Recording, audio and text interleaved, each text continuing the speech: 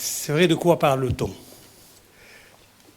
Du modèle de développement économique, ou du modèle de développement économique et social. Bien.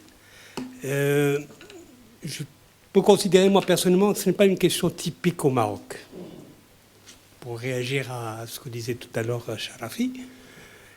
Et je peux dire qu'en fait, elle a trouvé ici un écho auprès des institutionnels avant qu'elle ne soit dans un débat public.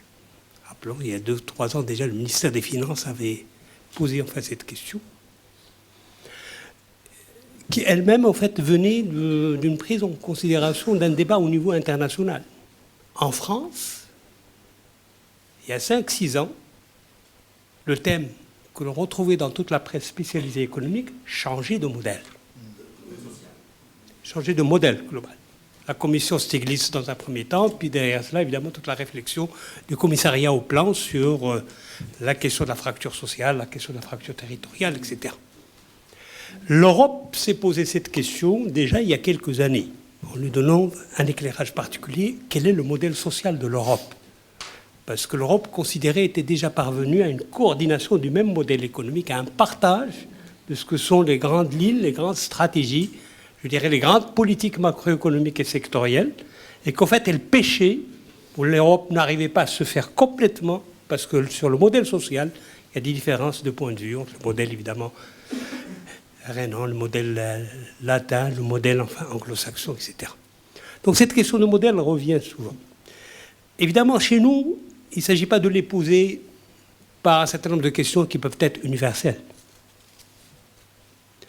mais aussi par le fait qu'on s'interroge sur la dynamique que nous connaissons, la dynamique de la croissance, la dynamique du changement social, et on se dit, est-ce que cette dynamique conduit à quoi?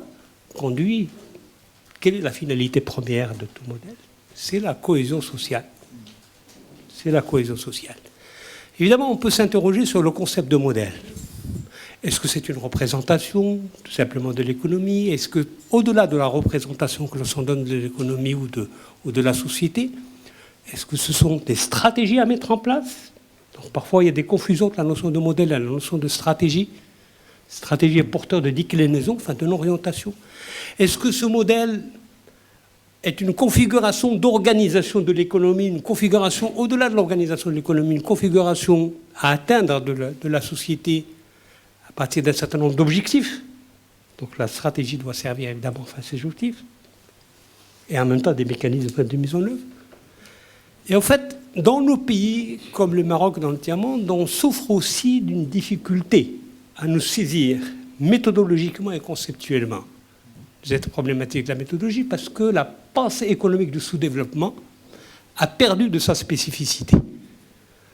Dans les années 60, 70, dans l'indépendant, on utilisait ce concept de modèle de développement en lui donnant parfois des fondements doctrinaires. Modèle libéral, modèle étatique, modèle socialiste, modèle capitaliste, etc. Aujourd'hui, la question du développement doctrinaire n'est plus, je dirais, aussi mise en avant que par le passé. Ça ne veut pas dire qu'elle n'est pas présente dans les choix et dans les orientations. Et le fait que la pensée économique du développement soit aujourd'hui essentiellement ancrée sur la réflexion sur la croissance endogène, la croissance non endogène, la question de la compétitivité, etc., a fait perdre à la réflexion sur les pays en développement, enfin leur spécificité. Et cela s'est déplacé sur quelle thématique? La thématique de l'émergence, la thématique enfin du capital immatériel, etc. Donc nous avons aussi, du point de vue capacité conceptuelle et théorique, un problème, je dirais, à résoudre pour nous approprier réellement de cette question. Maintenant, évidemment, on peut partir d'une définition primaire. Un modèle, c'est une forme de représentation de l'avenir, enfin d'une économie, d'une société, des perspectives de long terme. C'est ce à quoi on cherche à atteindre. Mais toute la question de savoir qui produit ce modèle, qui le façonne, et est-ce qu'il est un préalable à des choix? C'est toute la question aujourd'hui que l'on rencontre aujourd'hui. Parfois, le modèle n'est pas conçu comme un moment de débat, un moment d'appropriation, pour dire qu'une société a résolu ses conflits essentiels pour se mettre d'accord sur un certain nombre d'orientations. Cela se fait dans un certain nombre de pays. Mais en tout cas, chez nous, ce n'est pas le cas. Donc la notion de la production elle-même, de l'orientation et des stratégies doit être posée, enfin, au débat. Évidemment, pour le cas du Maroc, on se dit, bon, enfin, si on a une fière lecture, en fait, la question du modèle n'est pas récente. Je dirais qu'à la limite, même dans les années 60, de notre modèle. Si on dit le modèle, ce sont un certain nombre de choix et d'orientation. On est parti d'un modèle de développement basé sur l'industrie, sur la modernisation de l'agriculture, etc. Et à partir, évidemment, enfin, du plan triennal, il y a eu un changement d'orientation, à la fois du rôle des acteurs, de l'État et du secteur privé, en même temps de choix de priorité pour une industrie de substitution d'importation, etc. Donc en fait, les bifurcations ont commencé déjà dans cette période. Et à partir évidemment de ce changement, on peut dire, au-delà de la bifurcation, que je différencie de l'ajustement. Il y a une bifurcation quand il y a un changement de choix stratégique. Les ajustements, on reste dans des choix stratégiques, mais on les adapte à des contraintes externes, à des contraintes de l'environnement, à des contraintes internes, ou à des performances qu'on n'a pas réussi à atteindre. Parce qu'en fait, le modèle, même si on a une représentation, même si supposons que cette représentation est appropriée et validée institutionnellement, la question c'est de dire, bon, enfin, on la décline pas tout simplement par des stratégies. C'est pas la création d'un environnement réglementaire, un environnement de loi, etc. On la décline aussi par un certain nombre de politiques macroéconomiques, sectorielles, etc., et sociales. Et on essaye dans ce cadre-là, de définir quelles sont les responsabilités des jeux des acteurs, de l'État, du marché, des privés, de la société civile aujourd'hui. L'ensemble, à partir de cette triptyque, environnement, politique, et choix, réglementation, disons, enfin politique et jeu des acteurs, ce sont les questions institutionnelles qui reviennent en force. Le jeu des acteurs, il se déploie dans des institutions qui sont fondées sur des liens de confiance, sur des liens de responsabilité, sur des évaluations, etc. Donc, la question, peut-être pour le cas du Maroc, c'est qu'en fait, de cette triptyque pose quelques difficultés parce qu'elle n'est pas agencée comme elle devrait l'être, d'une certaine manière. Et au fait, le modèle cherche à atteindre des performances. Et si on veut modifier le modèle, l'ajuster ou bifurquer, c'est par rapport à des performances qu'on a cherché à atteindre. D'où la question d'aujourd'hui au Maroc. Si aujourd'hui le thème sur le modèle est posé, c'est parce qu'on a considéré qu'à partir des années fin 90, jusqu'aux années 2008, jusqu'à la fameuse crise, l'économie avait gagné en performance. Et effectivement, les données statistiques peuvent le montrer, relativement à la période antérieure. Maintenant, quelles sont les causes? Est-ce que c'est l'environnement international? Est-ce que c'est la demande externe? Est-ce que ce sont les choix internes, etc. Toujours est-il qu'il y a eu un ensemble de choses qui ont participé à la réalisation de ces performances. Et on a considéré qu'on avait changé de palier. On était sorti du palier d'une croissance modeste, atone à la limite, à une croissance un peu plus performante, qui allait, elle, générer la redistribution, etc., etc. La crise de 2008, d'où le débat qu'on a eu, résilience, pas résilience, choix bons, choix faut-il les ajuster, etc. Bien. Donc c'est à partir de 2008 que la question s'est posée de manière claire, pour montrer qu'en fait, la vulnérabilité de l'économie n'était pas aussi... elle était toujours présente, véritablement, d'une capacité de maîtrise des ressorts de notre dynamique économique. Et c'est pour cette raison qu'aujourd'hui, on s'interroge sur le modèle. Parce qu'on avait considéré qu'on était sorti de cette logique d'une croissance atone pour un modèle plus performant. Je dirais, et je terminerai peut-être sur cet aspect-là, qui à mon avis est importante. La réflexion sur le modèle, elle doit se nourrir de la rétrospective. Un regard rétrospectif, ce dont on a parlé. Mais surtout, de la prospective. Si aujourd'hui, la question du modèle, comme tu dis, s'impose, elle est une urgence pour des questions de temps et de choix, j'alimente et je suis tout à fait d'accord avec toi, j'alimente cette raison en disant, c'est pas tout simplement parce qu'il y a une aubaine démographique, avec ses risques, et en même temps son potentiel, que l'on connaît. Mais il y a un changement de société, de dynamique de société. La société bouge beaucoup plus rapidement que ne bouge l'État ou que ne bougent où que s'expriment enfin les performances. Elle ne bouge pas tout simplement dans le sens de la quantité, de l'effectif de la population, elle change dans ses comportements, ses modalités de revendication, d'autonomie individuelle, de dépassement enfin, des modalités classiques de la revendication, ou les relais antérieurs.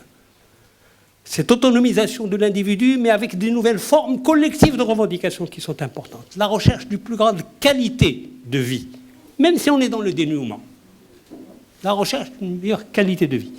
Donc c'est cet aspect-là qui rend les choses, dont l'expression la plus importante, c'est la question de la jeunesse et de l'emploi, et des femmes qui sont présentes. Dans la question de l'emploi, exprime véritablement le fait que le modèle ou les stratégies n'ont pas donné les résultats attendus, même si nous étions enfin, dans un palier de croissance. Donc cette société qui bouge est un élément à la fois, je dirais, optimiste, parce que on n'est plus à subir un mode, mais à être partie prenante, à vouloir être partie prenante enfin, d'un mode de développement, mais en même temps inquiétant, parce que les relais qui traditionnellement jouaient le rôle de conciliation, disons, de réduction de la tension entre l'État et la société, sont en train de... Et en même temps avec une inquiétude de formes de revendications qui sont incontrôlables. Ça, c'est un premier point qui est important. Deuxième, pour l'avenir, il ne faut pas oublier que disons, l'économie mondiale est entrée dans une période glaciaire. Il y a tout un débat enfin là-dessus. C'est-à-dire la croissance dans les années à venir, notamment de la croissance des pôles qui alimentent, disons, enfin, notre économie, l'Europe. Nous sommes entrés dans une période de croissance glaciaire, c'est-à-dire qu'il ne va pas aller au-delà de 2%, 1,5-2% en moyenne.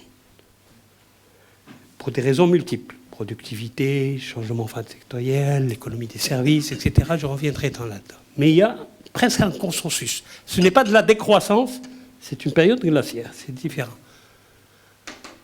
Et cette période, et cette incertitude économique, l'incertitude dans l'avenir, l'incertitude sur le travail. Aujourd'hui, on considère la question du travail est devenue angoissante. Une économie a-t-elle la capacité de générer tous les emplois nécessaires pour l'évolution? En France, c'est le vieillissement. Et ici, évidemment, enfin, c'est le flux de travail, le flux de main-d'œuvre. Mais l'angoisse du travail, c'est qu'en fait, si nous voulons moderniser notre économie, si nous voulons rationaliser pour une meilleure compétitivité globale de notre économie, nous sommes confrontés donc à l'appropriation et à l'imitation technologique ou à l'appropriation des technologies qui elles-mêmes ne génèrent pas suffisamment de travail. La robotisation n'est pas uniquement un fait des pays avancés. Elle va se traduire aussi chez nous par un certain nombre de répercussions sur un certain nombre de métiers. C'est une question pour moi qui me... Troisième incertitude forte, quid de la mondialisation? On peut faire un bilan, disons que la mondialisation n'était pas heureuse, que la mondialisation était inégalitaire, mais la mondialisation restera la tendance forte, quelles que soient aujourd'hui les attitudes enfin de...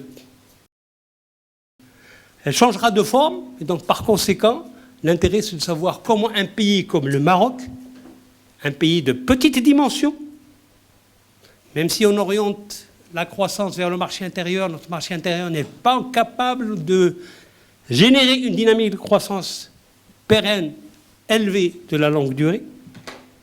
Ça, c'est une question enfin, fondamentale. Donc, la mondialisation, elle est là, elle s'est inscrite. Comment négocier un meilleur positionnement pour un pays comme le Maroc qui manque de ressources, qui a un marché intérieur faible et qui est dans un environnement géographique pas toujours facile. Ça, ce sont les grandes incertitudes, pour moi, enfin, de l'avenir qui est importante. Cette angoisse du travail, avec toute cette réflexion sur les futurs de la mondialisation et en même temps, la capacité de l'État à anticiper. Notre problème aujourd'hui, c'est la capacité de l'État à anticiper avant de mettre en œuvre. C'est vrai qu'on a un problème de mise en œuvre et d'effectivité, mais comment anticiper, c'est encore un problème fondamental pour moi.